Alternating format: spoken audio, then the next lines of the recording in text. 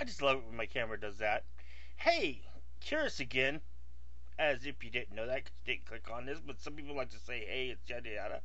And anyway, guess what? No, I don't know what. But I just had a thought. Maybe that's guess what? I don't know. Anyway, what was I? No, I'm just kidding.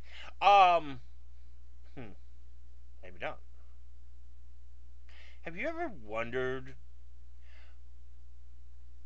is it really the land that makes the people, or the people that make the land?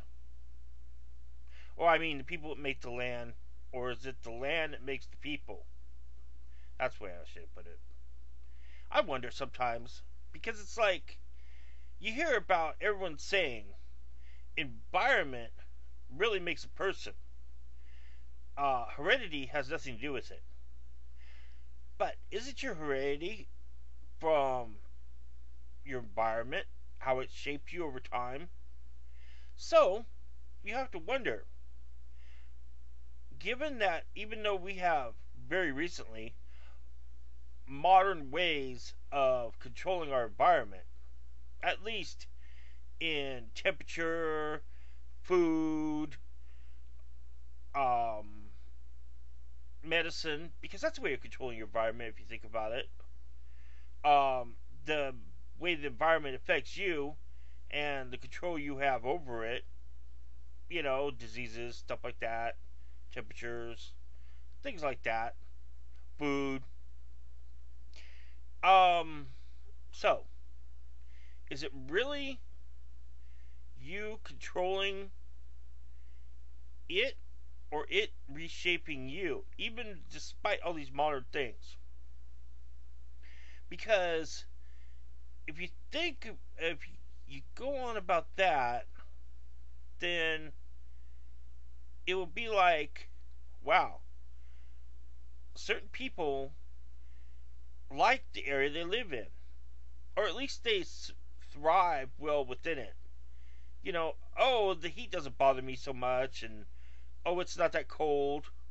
Because everyone's kind of complains about it being too hot, too cold, especially in modern days. And yeah, I mean, considering in the 1920s, people flocked to the movies mostly because they had air conditioning. Doesn't that seem odd to you in our days of cheap cooling and heating? Well, not so cheap. At least it's cheap to buy it from the store for a portable unit, but it's not so cheap to run anymore. So, well, even comparatively, compared to all the problems you had in the past, it's a lot less expensive, even though it doesn't seem like it when the bills come crunching in. So, is it really the land that makes the person, or are we still just, if the obvious answer is still people determine the aspect of the land? If we all lived in China on the Yangtze or the Yang River, excuse me, and the Yellow River or Mud River, Red River, I'm not sure. Anyway, if we all lived on the Yang River, would we start becoming more rice farmers and other things? And if we all lived in the desert, either the California desert or the Sahara or wherever it was desert like, would we start adapting to that kind of thing? Are the people in the north becoming more adapted to the cold, becoming shorter and more stout because people who have a easier time there tend to stay there while other people would tend to relocate and therefore pass on their genes to the next generation that would have those shared characteristics?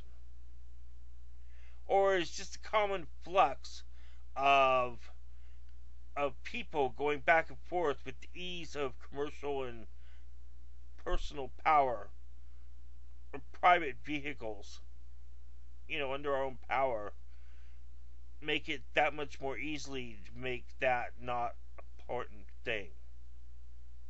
Not an important thing. I don't know. Do you know? Could you really get into all that to friggin' make an informed assessment? Is it the people that make the land, or the land that's really remaking the people? I don't know.